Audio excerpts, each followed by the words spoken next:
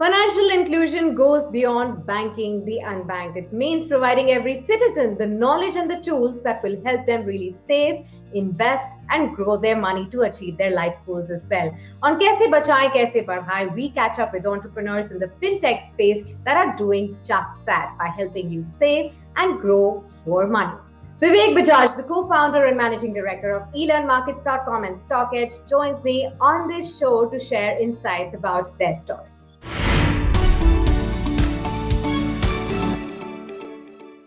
Thank you so much, Mr. Bajaj, for joining in, and it's truly a pleasure to have you on our platform to share your story and to help us understand how your platforms are helping in enhancing financial inclusion in the country. Thank you, Sakshi, for having me. Mr. Bajaj, let me begin by understanding now the names of your companies do suggest that you're into stock market education. Now, help us understand a little bit more about your platforms. Is it for investors or is it for brokers? What does it really aim to achieve? So, Sakshi, before I talk about these two platforms, it's important for me to talk about my journey because that will give you a hint of why we launched these two platforms.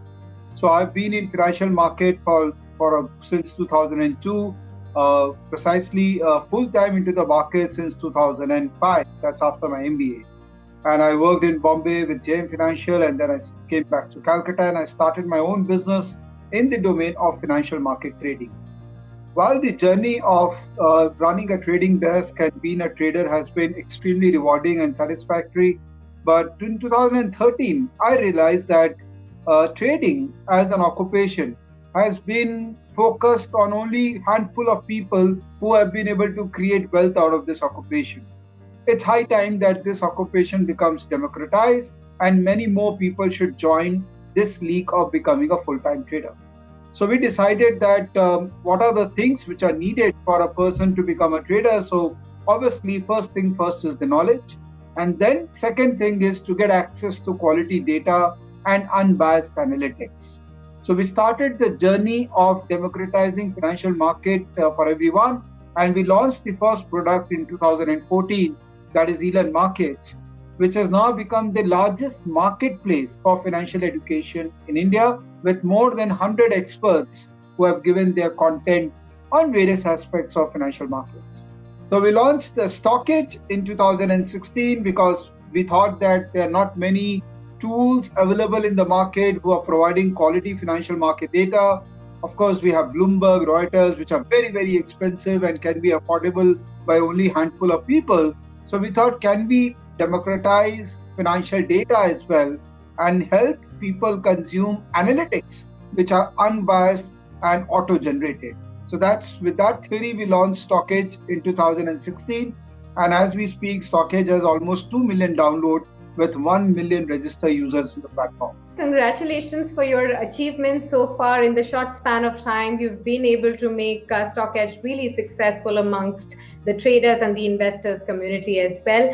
Now, in a scenario that we are in today, where the stock markets are heavily guarded by any kind of news flow that is around COVID-19 pandemic, of course, last year we had seen a sharp jerk because of the uncertainty, but the way markets have shown resilience has definitely surprised most of the analyst community as well.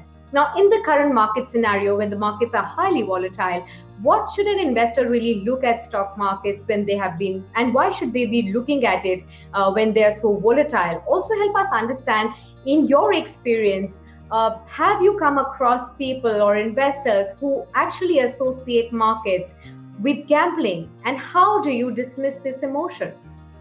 Okay, so the second part has to be answered first, which is yes, stock market has been traditionally been conceptualized or denominated as a place where gamblers are there and it's very difficult for a normal person to make money. It's actually a myth which has been probably taught in our livelihood by our fathers. So there's an orthodox way of dealing with things. So that's how it has been. But frankly speaking, there is no merit to that discussion because it is not definitely gambling. And even if it's gambling, it's a calculated gambling with a lot of science inside it. The other thing, the first point which you mentioned is that if any new person is coming in this kind of a volatile market, how should a person act? Now, first thing first, I think people should understand that stock market should not be taken from a very short-term perspective. And I'm not Right. saying short-term investment. I'm saying even if you want to think about making serious money from stock market, your thought process should be extremely long-term. That coming 10 years, I have to make some money from stock market. So how do I plan my journey? It Mm-hmm. will take at least 2 years for you to comprehend what is happening around you. And if you are in a hurry, just listening to other people and trying to just do what they are asking you to do, then you are definitely in a recipe of disaster. So first 2 years should literally be going for learning the various components of stock market. Either it could be trading or investing. The whole art and science of financial market has to be understood before you commit serious capital into this market for a long-term wealth creation as a full-time career into the market. Right. Now, also help us understand in your studies so far of markets and of dealing with people, investors, your clients, what does data really tell you about a typical stock market investor? If you could personify him or her with the demographics of age, gender, city, or even income group. So in our platform, we are seeing both Elearnmarkets and Stockedge have actually quite a unique TG base. Mm-hmm. Elearnmarkets is predominantly people who are serious about learning. So we are seeing a lot of younger population who are adapting to the learning contents of Elearnmarkets. Even in the learning content, we can clearly see two kind of a segregation. The more younger population, which could be around say 20, 22, these guys come in and they love certification programs because they see that a longer tenure certification program would add Mm-hmm. value to their knowledge as well as to their resume. Whereas Right. the people like me who are already there in the market, or people maybe post 30, 35, they believe that we don't have so much time to spend 1 month or 2 months into modules. What we want is quick learnings, and that's where paid webinars or micro modules come into the picture, which are specialized for one particular thing. So Elearnmarkets has both these. One are longer tenure certification programs, and then the other are shorter tenure micro modules, which are typically consumed by aged people. So Mm-hmm. average age of our content consumer in Elearnmarkets would be around say 26, more tinted towards the younger audience there rather than tinted towards the older audience. Sure, but you are saying all this new millennials are actually jumping into the stock markets. They want to try their lucks. What are the most common mistakes new investors are making in the stock markets, and they should be aware of? Well, the most common mistake which I am observing and I'm getting emails from regularly from people is that going beyond their capability. So if Hmm. you have a disposable capital of 50,000, you start with 50,000 and you get success in first 5 6 trades, and suddenly you start believing that, oh, it's very easy, I can make it overnight. And then you start borrowing money from other people. It could be from credit card limit, it could be from friends and families and lenders. So I get a lot of distress calls from people who have taken loan from NBFCs because they wanted to do stock trading, they lost the money, and they have heavy EMI to be Hmm. taken care of. So that's the biggest mistake a lot of people are doing, believing that first 5 6 trades, if they are right, then they can scale up very fast. That's a blunder. Hmm, absolutely. So to be understanding that you will fail perhaps, but that should not deter you, and more learning will only help you, get onto that journey of wealth creation for sure. But Mr. Bajaj, if you were to convince people, Indians, to look at equity markets as a source of wealth creation, to be able to achieve that financial independence, financial freedom that we always talk about on our platform as well, what is your pitch going to be? Well, I think equity is as good as you are doing a business, and we all know that as an entrepreneur, one has a higher probability of creating wealth. Even Hmm. if you are in a job, but if you become an entrepreneur in a job, then only your value of the equity goes up as an ESOP holder and you create wealth, right? So equity is something which you can't avoid. In this Hmm. kind of an economic stage where interest rates are low, and coming 10 years, we don't expect interest rates to go up, it will go down only. So equity investment, which is a high risk category, but then it has potential to generate high return. So as part of your asset allocation, equity has to become a part of your asset. It can't be an option anymore.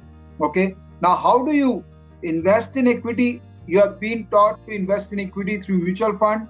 Fair, that was a great way to start. But I think a bit of exposure away from mutual fund or an add-on exposure to equity parallel to mutual fund is not a bad idea to kickstart your journey of equity investment.